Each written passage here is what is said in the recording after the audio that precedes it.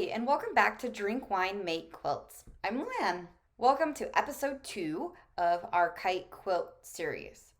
This is one of my favorite parts of quilt making, is starting to put the blocks together. I think it's really fun to do it, and I'm excited to see how cute these blocks turn out.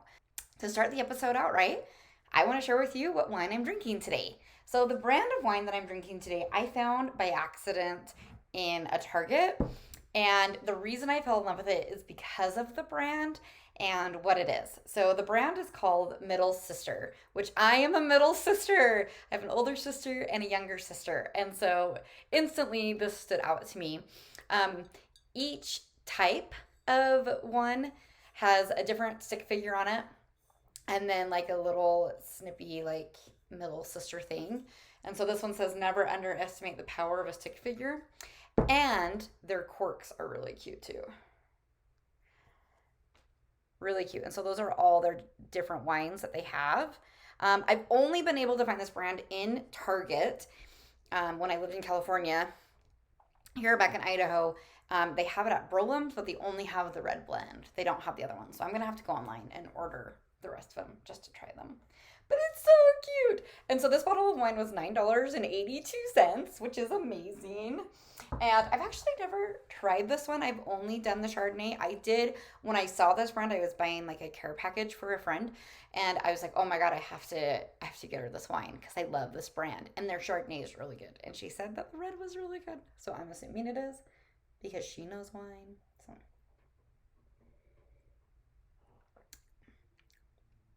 Oh, it's fruity. That's really fruity.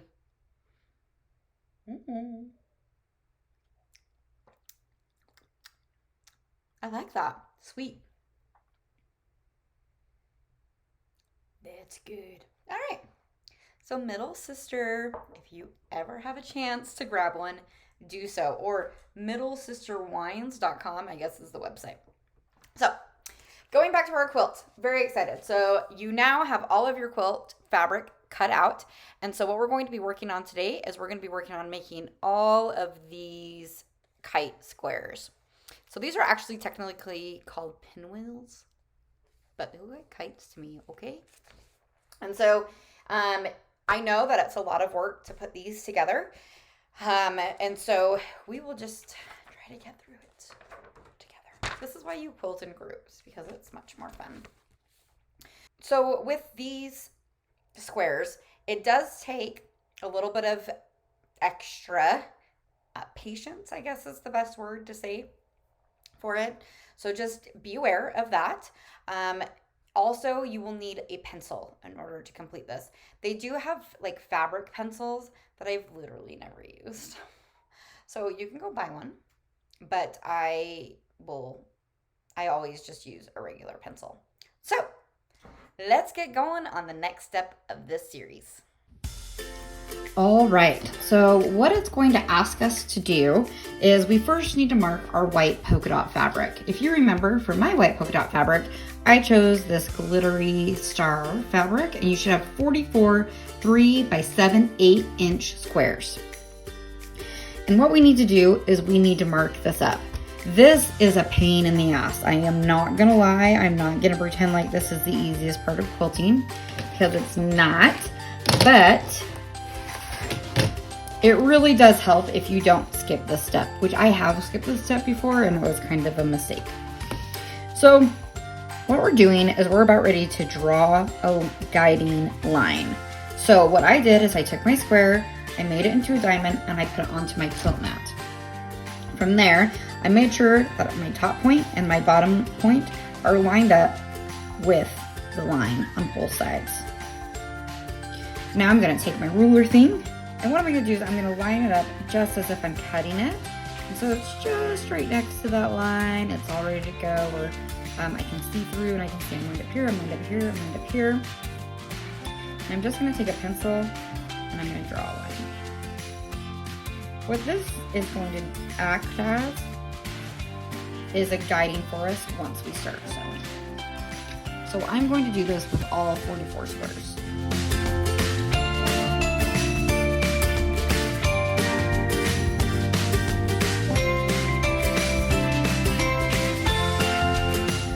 All right, so now we're going to start sewing. We have all of our squares all ready to go on the wrong side of the fabric. We're all marked up. And so now we're going to start with our colorful squares of the same size. Let's get sewing. Okay, so I have my machine on. I'm all ready to go. I just need to thread my machine. Every machine is going to be different, and I really encourage you just to look at your manual and watch videos on the best way to thread your machine. But I'm going to go ahead and thread my machine. We are officially ready to go. What it wants us to do is sew right sides together. So right side, wrong side, right side, wrong side. Our wrong side has the line on it. We're going to sew right sides together, and we're going to use this as a guiding line.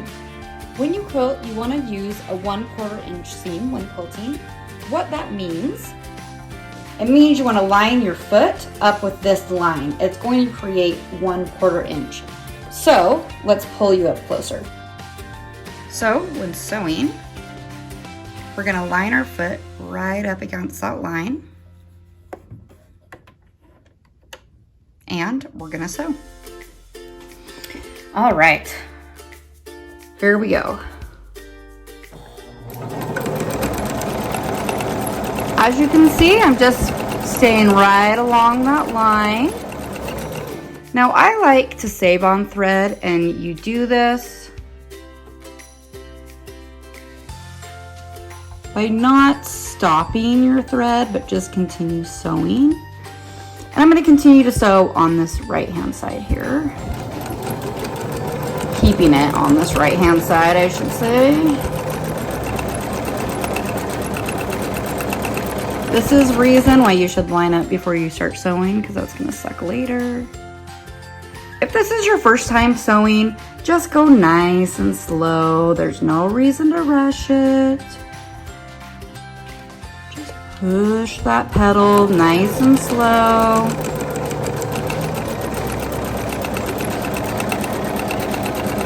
Stay lined up.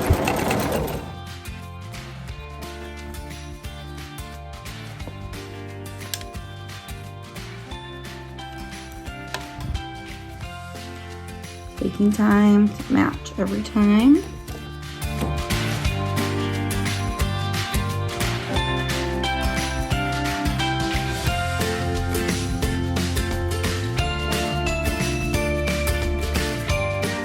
Okay, remember how I talked about directional fabric? You have to keep in mind that right now, these are squares, so I can go like this, or I can go like this. And I have to decide how important it is. And honestly, I don't care. I like the idea of this print being kind of in different which ways, so I'm not really going to care. But this is a time when directional fabric might really come into play, and you just need to be careful.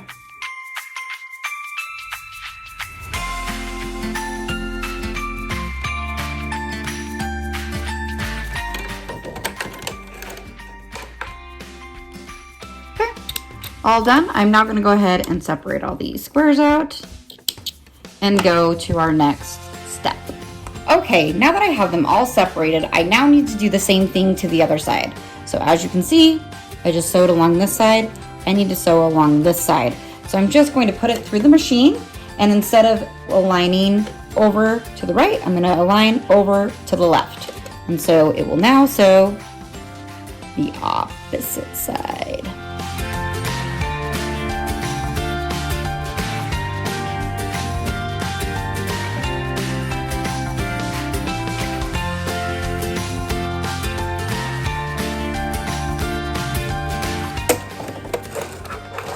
All right, all done sewing for now. Okay, I want to point out I was using these little guys when I was at the sewing machine.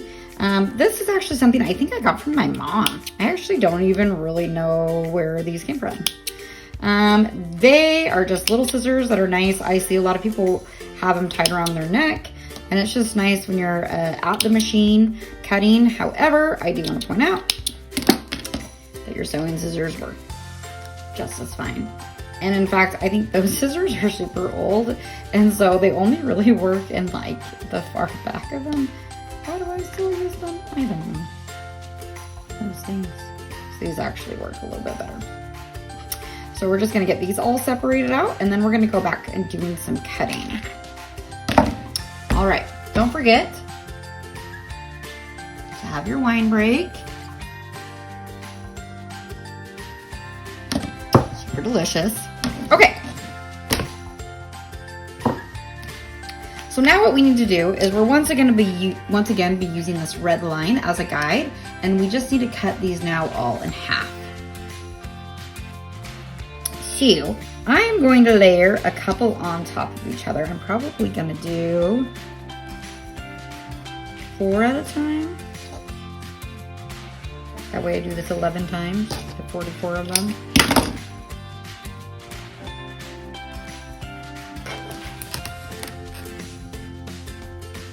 Ooh, this might be too thick.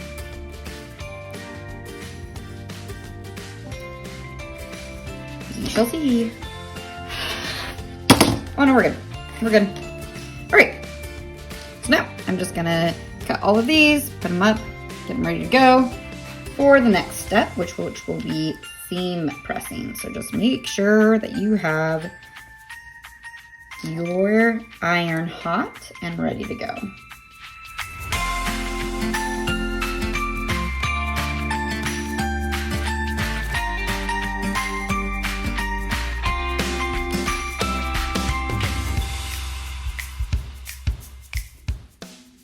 Okay, so now we need to open all of our triangles to make them squares and press the seam. So when you're pressing seams, you have a couple of ways that you can press it. And so I'm just gonna flip this over to show you. So you can press it, and so that this is the middle seam that you're gonna be folding over and pressing. You can put it all towards the dark side and all towards the light side. It honestly doesn't matter too much as long as you're doing it to the same side every time. I recommend folding it towards the dark side because your darker fabric is going to be less likely to show all of this stuff behind it. But it's really, I mean, not going to be that big of a deal depending on how light or how dark your fabric is. So are you Darth Vader? Are you Luke Skywalker? You just need to decide and press towards that side every time. I personally always press towards the dark side. And so what you're going to do is take your fabric, you're gonna lay it nice and flat on your board. You wanna do this one piece at a time every time to ensure the best results. So just lay down, lay flat, and go. I press towards the middle and I go towards the outside. And so as you can see, this is going to be a nice flat square now, okay? This is a very important step that you do not want to miss.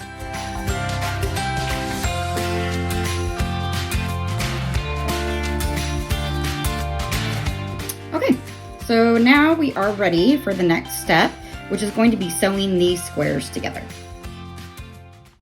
Hi there, so I'm on day 2 of the quilt.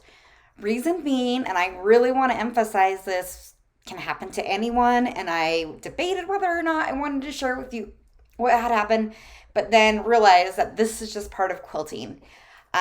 So I spent probably about 2 hours yesterday teaching how to put this quilt together and sewing and ironing and doing all this stuff, only to realize that I put together the quilt squares wrong. This is a very real moment. I just sewed all of my squares wrong. So some choices to make. Because not only did I just sew all my squares wrong, but I just showed you how to sew it wrong. What do I do? So, in my normal life, this is how the quilt square ended up. Instead of a pinwheel, it ended up like this. in my normal life, and I sewed it together so that you could see how different it is. So normal life, I would just go with it. I would just roll with it and say, you know what? The quilt squares are going to be different, and that's just the way it is. But since I'm teaching you guys specifically how to do the pinwheel, because that's the main part of this quilt, I am going to seam rip and probably get my boyfriend to seam rip because there's a lot of seams to rip. And get going and teach you the right way. So this is a really big part of quilting. You do sometimes mess up, and you just have to choose how you're going to look at it. Am I going to just take this mess up and move forward, which is what I do probably 90% of the time, 99% of the time, or am I going to fix it? And this time I'm going to fix it. So seam ripping it is, but it's just part of it. So once I get all the seam ripping done, we'll get back to teaching you. It's a little bit of a kill me now in a moment. I'm not going to lie. This is why we drink wine. I'm telling you right now, this is why you drink wine and quilt. Okay, here I am back at the sewing machine. You don't know I'm back at the sewing machine because I have to. But I do want to let you know I spent about, it was about an hour and a half that it took to seam rip. And the reason I tell you that is not to scare you, but because I sincerely want you to know that, like, it happens. Like, you mess up, and it's fine. Everything is fine.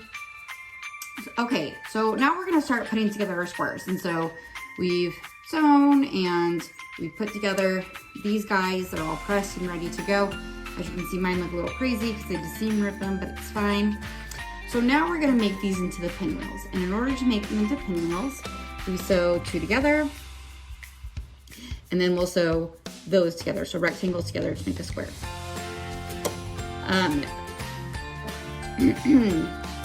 When you're doing this, we just have to be careful on how we do it, which we'll talk about here in a minute, and make sure that we do it right and that you don't make the same mistake I do. So with all of these orange fabrics that we have, so this is represents my orange fabric, and this is the white polka dot fabric. So you have some choices.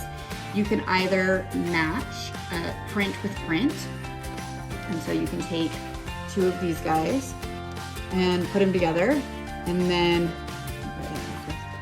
then you can take the other two that match this and put them together and make two squares. Or you can do this and match it with two different oranges. Or you can do like what I've decided to do. I have to figure out where I just pulled this from. And I'm just gonna match it with, I chose a bunch of piles at random. And so as you can see here, I have,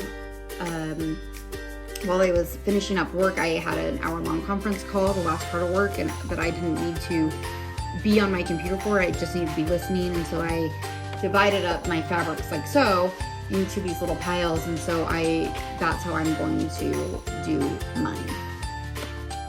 So here we go. So like I said, the first thing that we have to do is sew two together. Now I really have to think about this. This is what we're doing here.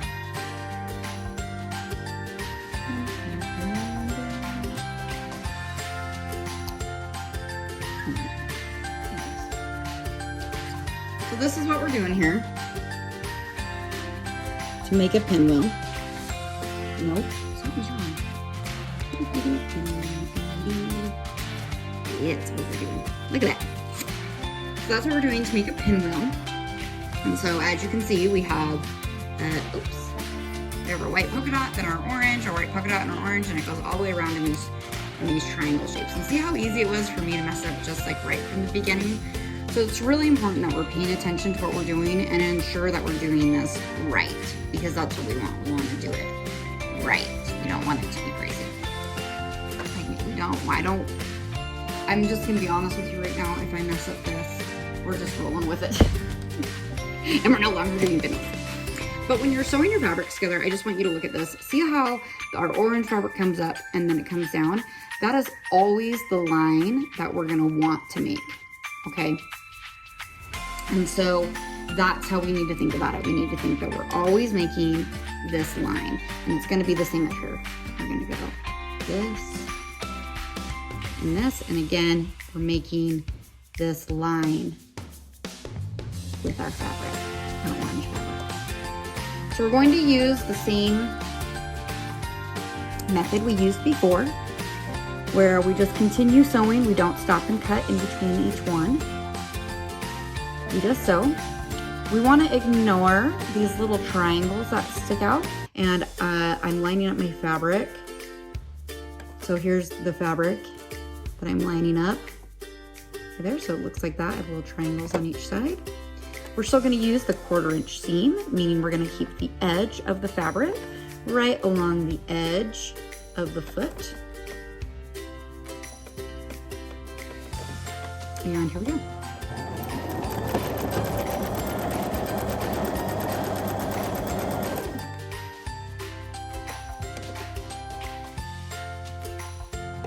And I'm just going to try to keep the same, like the same exact pattern. And so I always have one up here and I always have one down here, and I'm just going to double check that it makes sense, and it does. And I'm probably going to double check a couple times because I'm really scared. That was shitty, people. It was super, am I allowed to say fuck on YouTube? That was super fucking shitty. I'm probably not. I'm probably gonna get flagged for that. It's fine. Everything's fine. All right, so I'm just gonna go through and get these all sewed out.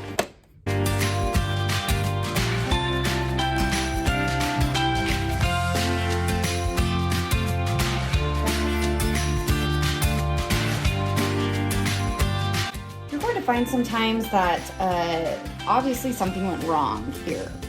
There's too much here, there's not enough here. I don't know exactly what went wrong here. This is going to make a crooked square. And I'm totally accepting of that. This is my life and I don't care. But what you really want to look for if you are running into the same problems is you want to think that we're making a big square. And so the center of the square is what's going to be most important. So what's going to be the center of this square? And in this case, it's going to be where these two triangles meet up here. And so that's the focus I'm going to put on, and that's what I'm going to line up, is I'm going to line up here and not care so much about what's happening down here. That's the next round's problem.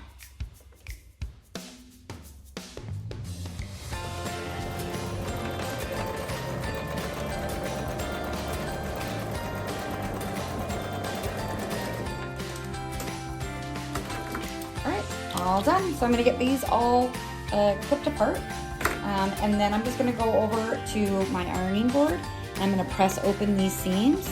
Again, I'm going to try to go to the dark side, and so I'm going to try to press my seams against this right here instead of the white polka dot fabric. However, my white polka dot fabric is quite thick, so I could go this way. It's really up to you just how you want to do it.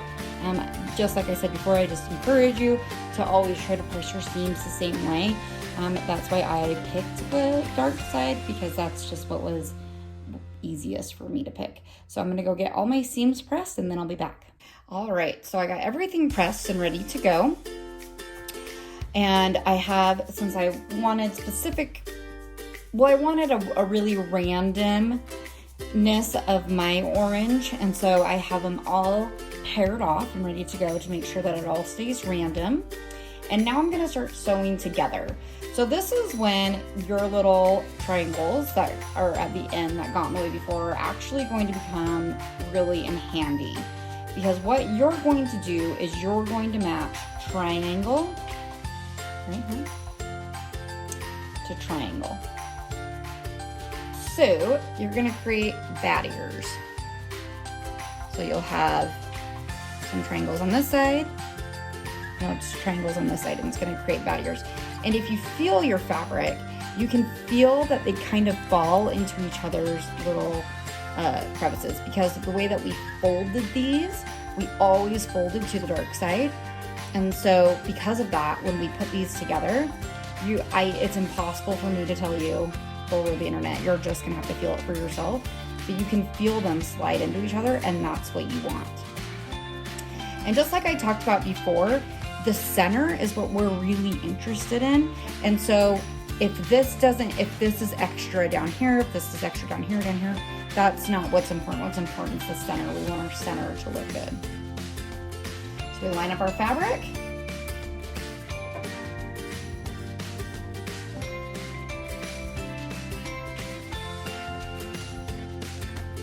And we sew.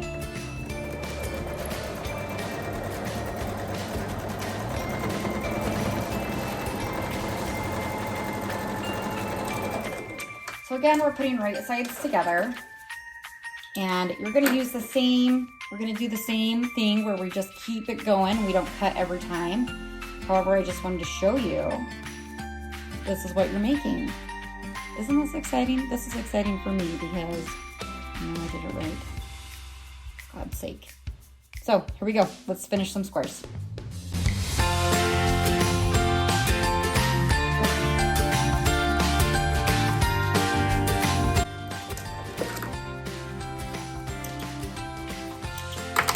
Okay, so you should have 22 pieces that look like this. I'm gonna go press the seam. So you're probably wondering, Luann, there is no light side, there is no dark side. You're correct. Just press the seam, and it doesn't really matter what side that we're pressing to. So I'm gonna go press my seams, and I'll be back. Okay, all 22 of my squares are pressed. I'm very excited. As you can see, since I focused on the middle, for the most part, my pinwheel matches up in the middle. If you focused on meeting both ends, like here is a really great example, I would have not met in the middle. And so this is why we want to try to meet in the middle and make this another day's problem. Now that we have our main blocks sewed together and ready to go, we're ready to put the face of the quilt together. I'm so excited. Make sure to drop in some pictures and let me know how your squares look. I can feature them on my Facebook page or on my Instagram. Now that you're all done with your quilts, you're ready to relax, you're already ready to go with that wine. Go ahead and take a sip, because today was a great day to drink wine and make quilts.